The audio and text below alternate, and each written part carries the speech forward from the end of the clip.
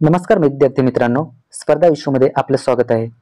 मित्रांनो बघा, आज आपण या व्हिडिओमध्ये मुंबई पोलीस भरतीसाठी महत्त्वपूर्ण असे रिव्हिजन प्रश्न उत्तरे घेणार आहोत. त्यामुळे हा व्हिडिओ तुमच्यासाठी खूपच फायदेशीर ठरणार आहे. व्हिडिओ शेवटपर्यंत नक्कीच बघा. आणि हो, तुम्ही जर या चॅनलवर नवीन असाल तर चॅनलला आता सबस्क्राईब करून ठेवा, म्हणजेच नवीन व्हिडिओ सर्वात अगोदर तुमच्यापर्यंत पोहोचतील. मित्रांनो, या व्हिडिओची PDF जर तुम्हाला डाउनलोड करायची असेल तर स्पर्धा विश्व नावाच्या टेलिग्राम चॅनलला टाकलेलं आहे. त्याची लिंक मी डिस्क्रिप्शन बॉक्समध्ये देतो, म्हणजे तुम्हाला डाउनलोड करता येईल. चला तर मित्रांनो, वेळ वाया न घालवता व्हिडिओला सुरुवात करूया.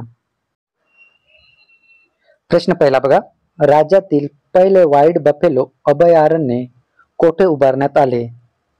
तर बघा विद्यार्थी मित्रांनो, राज्यातील पहिले व्हाईट बफेलो अभयारण्य हे गडचिरोली या ठिकाणी उभारण्यात आलेले आहे, म्हणून ऑप्शन क्रमांक 2 या प्रश्नाचे योग्य उत्तर होईल. पुढे बघ, प्रश्न 2 बघा, राष्ट्रपती राजवट ही घटनेच्या कोणत्या कलमाने लागू करण्यात येते? तर बघा, राष्ट्रपती राजवट ही कलम 356 नुसार लागू करण्यात येते, म्हणून ऑप्शन क्रमांक 1 या प्रश्नाचे योग्य उत्तर आहे. पुढे बघू, भारतामध्ये सर्वात प्रथम कोणते युरोपीय लोक पोहोचले? बघा, भारतामध्ये सर्वात प्रथम कोणते युरोपीय लोक पोहोचले? तर भारतामध्ये सर्वप्रथम हे पोर्तुगीज पोहोचले, म्हणून ऑप्शन क्रमांक 4 या प्रश्नाचे योग्य उत्तर आहे. पुढे बघा, प्रश्न 4 आहे, बिहू हा सण खालीलपैकी कोणत्या राज्यात साजरा केला जातो? बिहू हा सण बघा, तर बिहू हा सण आसाम या राज्यामध्ये साजरा केला जातो.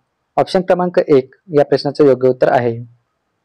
पुढे बघूया, महाराष्ट्रातील खालीलपैकी कोणत्या शहराला ऑरेंज सिटी म्हणून ओळखले जाते? ऑरेंज सिटी म्हणून कोणत्या शहराला ओळखले जाते?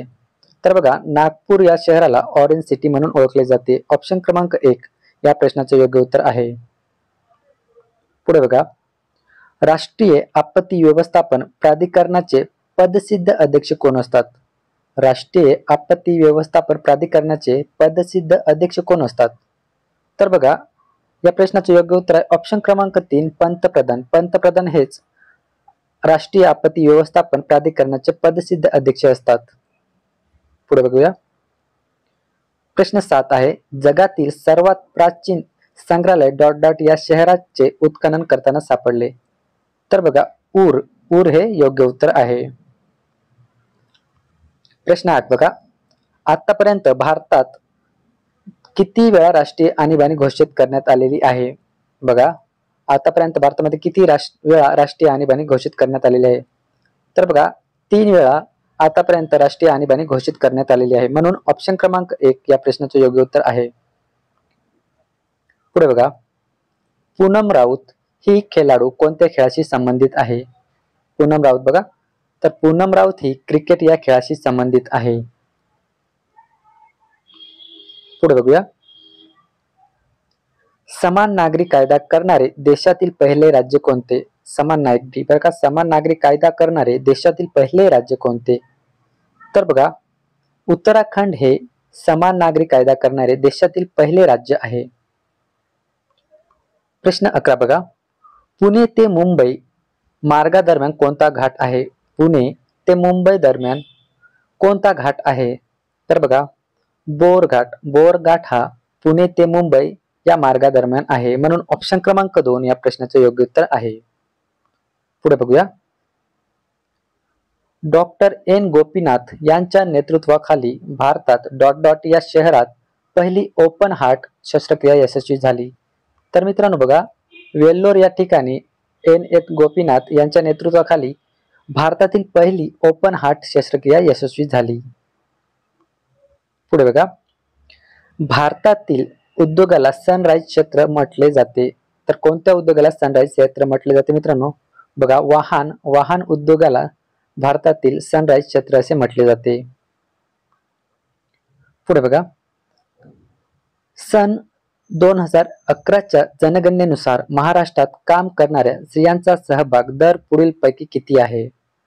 तर बघा, सन 2011च्या जनगणनेनुसार 31.6 हा महाराष्ट्रात काम करणाऱ्या स्त्रियांचा सहभाग आहे. पुढे बघूया, प्रश्न 15 बघा, महाराष्ट्रातील पहिले सौर गाव मण्याची वाडी हे कोणत्या जिल्ह्यात आहे? तर बघा, मण्याची वाडी हे सातारा या जिल्ह्यामध्ये आहे, सातारा.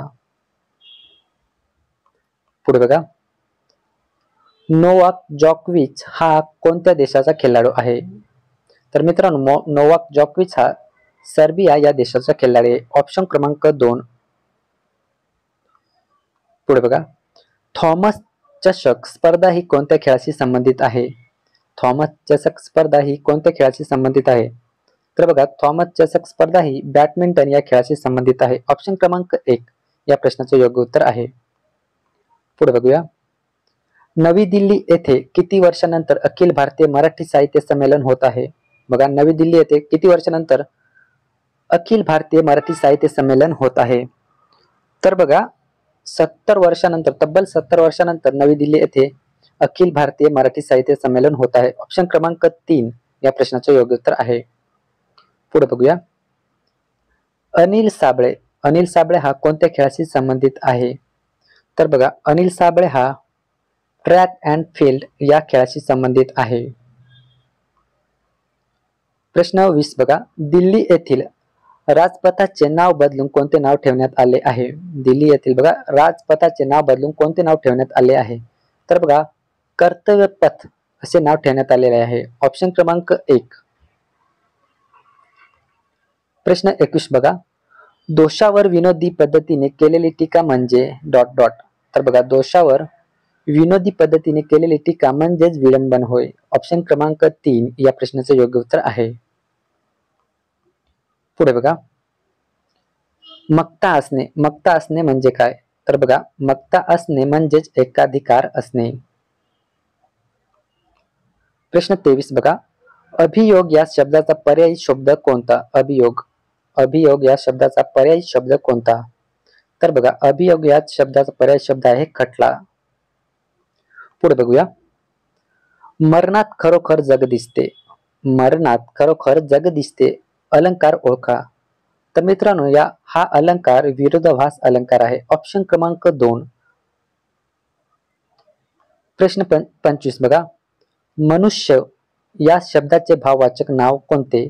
मनुष्य या शब्दाचे भाववाचक नाम बघा, तर मनुष्य या शब्दाचे भाववाचक नाम असते मनुष्यत्व. ऑप्शन क्रमांक 3 या प्रश्नाचे योग्य उत्तर आहे. मित्रांनो बघा, अशाच प्रकारे आपण येथे एकूण 25 प्रश्न बघितले आहेत, जे की तुम्हाला पेपरमध्ये उपयुक्त ठरतील. तुम्हाला जर हा व्हिडिओ आवडला असेल तर व्हिडिओला नक्कीच एक लाईक करा आणि आपल्या मित्रांपर्यंत शेअर करा.